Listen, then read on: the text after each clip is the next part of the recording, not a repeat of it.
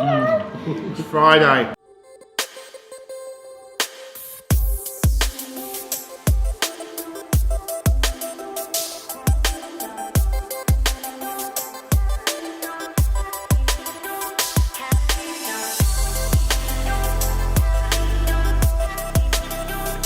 Okay, so today we've put a course of jumps out, set up a little bit like a speed class or a jump off, so we can work on your turns and angles and things like that to save you, precious seconds against the clock. I'll be using one of my main horses, Doriana. She's a Grand Prix horse, and she'll be good to demonstrate the tight turns and everything that we're going to do today.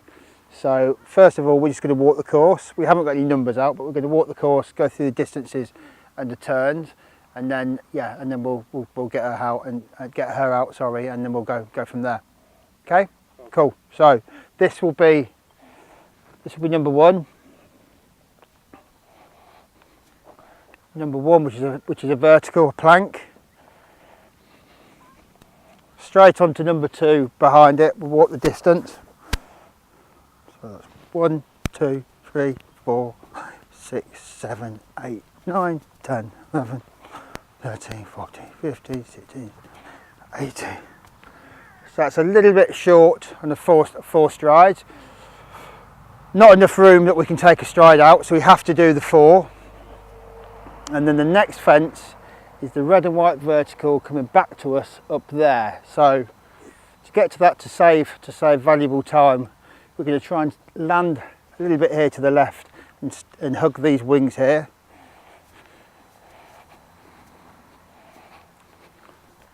Staying tight around here so it saves any valuable seconds.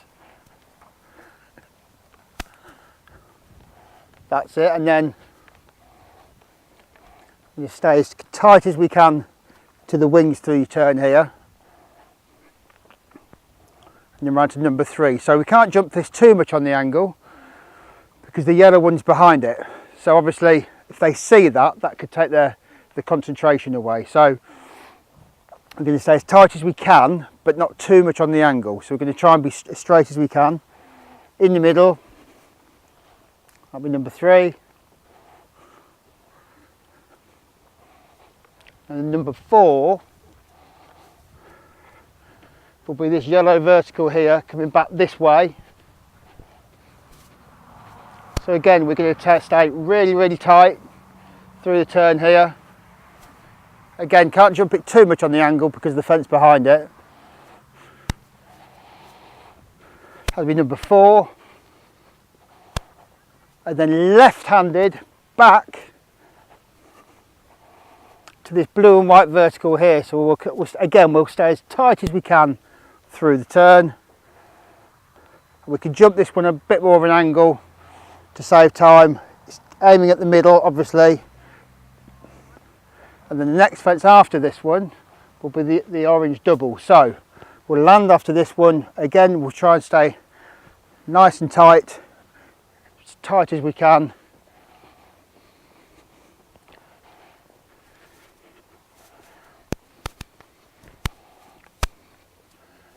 We'll make sure that we're very, very straight when we jump the double.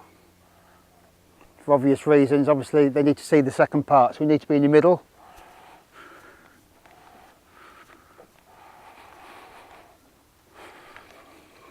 So double of verticals.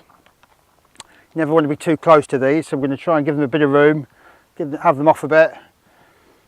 Again, nice and tight, but in the middle and straight. We can't jump it on the angle because of the second part. 1, 2, 3, 4, 5, 6, 7. And then we've got one stride there.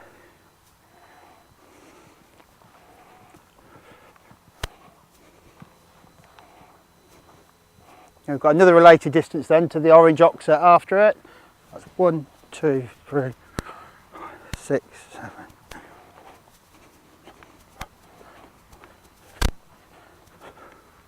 To a short 4 strides coming up the hill, so we'll have to wait a little bit there because it's short. And then after this oxer, we'll still stay tight around the back of that oxer to this vertical here with the sheep under it. It's small at the moment because we're going to use that to warm up over. Again, so it'll be tight back to this. You can jump it slightly on the angle. Again, you have to be careful because there's a fence behind it. So that can take their concentration if they're looking at that fence behind it rather than the one they're jumping.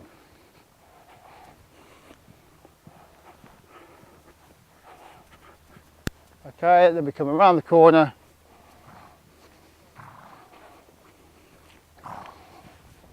Another turn back here, nice tight back to your oxer.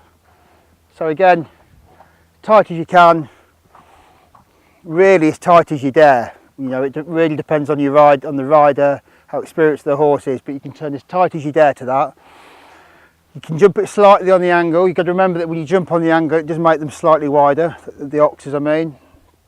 So we try and jump it as straight as we can.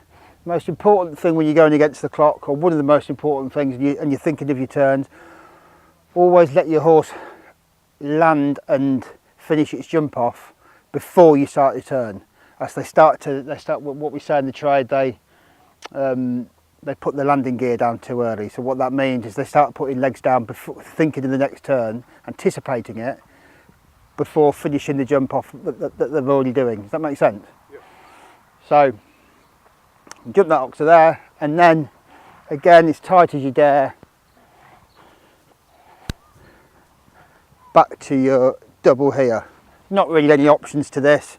You just have to come around here as tight as you can, keep in the middle, vertical going in. I've set most of these jumps up at about, I suppose, about 130. It's nothing too big. You know, we don't need to do a massive really, just to show you what we're trying to achieve. 1, 2, 3, 4, 5, 6, 7, 8, 10, 11.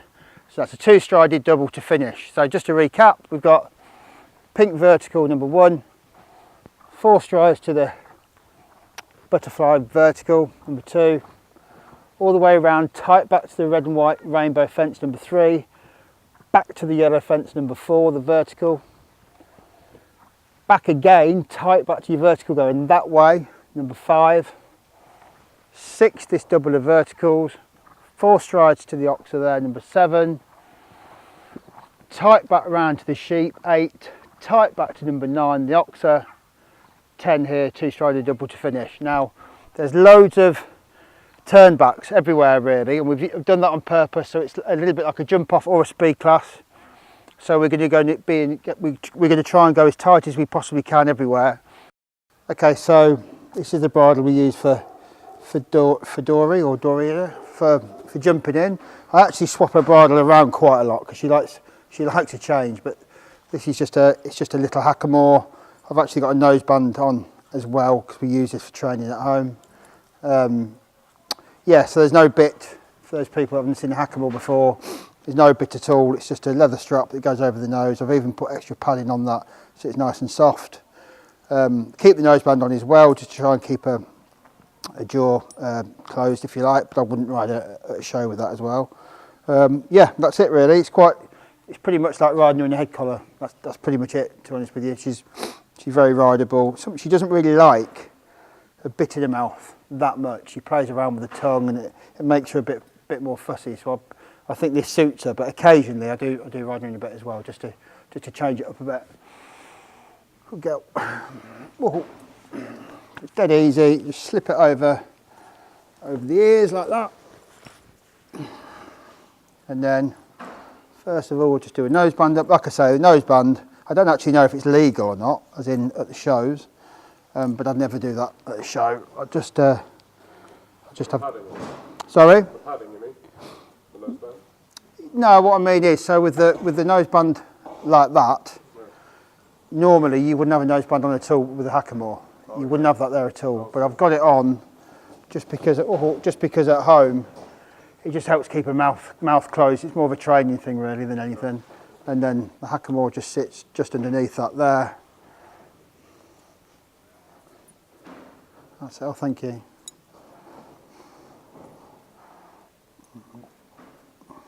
And that's it really.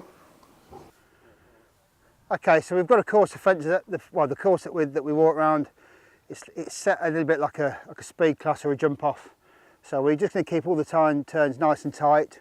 Never really try to go too fast or gallop them at home. It gets them into bad habits, makes them jump too quick and stuff. So we're not going to go too fast, but we're going to try and keep the turns nice and tight, as smooth as we can. I'll try and talk you through it to the best that I can.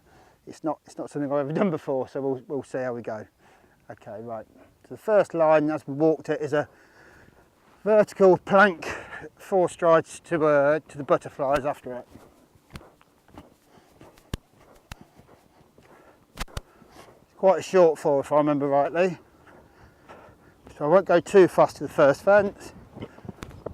1, 2, 3, 4. So we're not going to gallop her because we never do at home.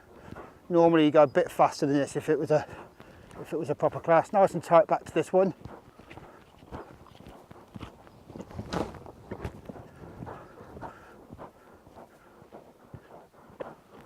Nice and tight to that.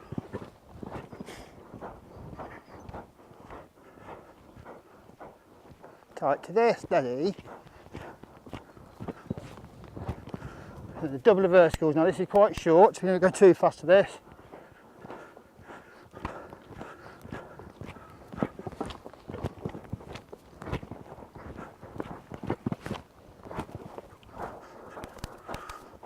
Steady.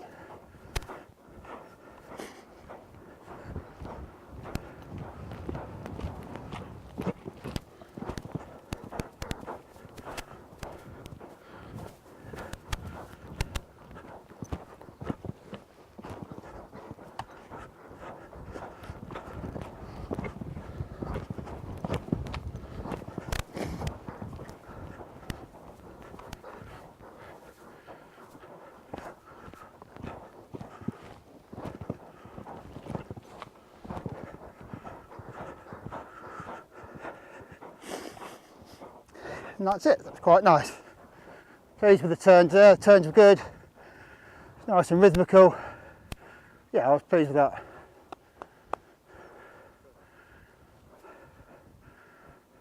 Okay, so today we talked about speed classes and jump offs. And we talked about cutting the corners and all that kind of thing.